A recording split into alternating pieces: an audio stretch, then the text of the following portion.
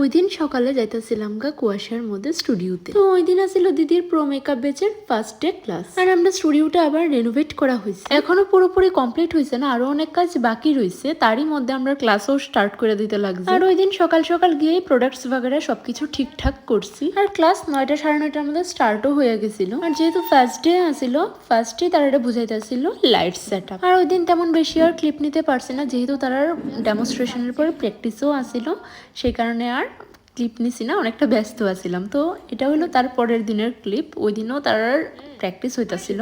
আবার ওই দিন আসছিল ক্রিসমাস ডে, আর আমরা স্টুডিওতেই ক্রিসমাস ডে একটু ছোট করে সেলিব্রেট করে নিয়েছিলাম শিরিনিয়া, তাই খুব খুশি হয়েছে। কিন্তু তাই সবার সামনে এক্সপ্রেস করতে পারতাছিল না।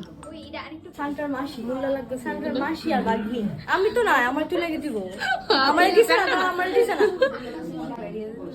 মডেল ইনসাল্ট করছে, আমারে দিছ না, আমার কই?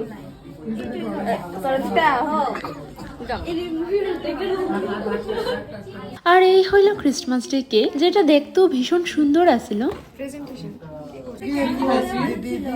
আর শ্রী সব নতুন নতুন মানুষের দেখা সবার মুখের দিকে শুধু তাকাইতাছে। সবাই কিন্তু জোরে বলবে মেরি ক্রিসমাস। চলো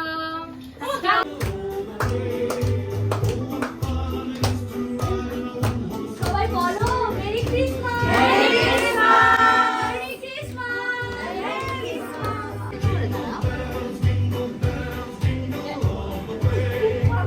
পুরো জায়গা ঠিক আছে, বিয়ে করো তারপরে কিতা কিতা বিয়ে করা তারপরে বুঝবা বিয়ে। তারপর আমি লগে লগে উঠে যাবো সকালবেলা স্নান করার জন্য না।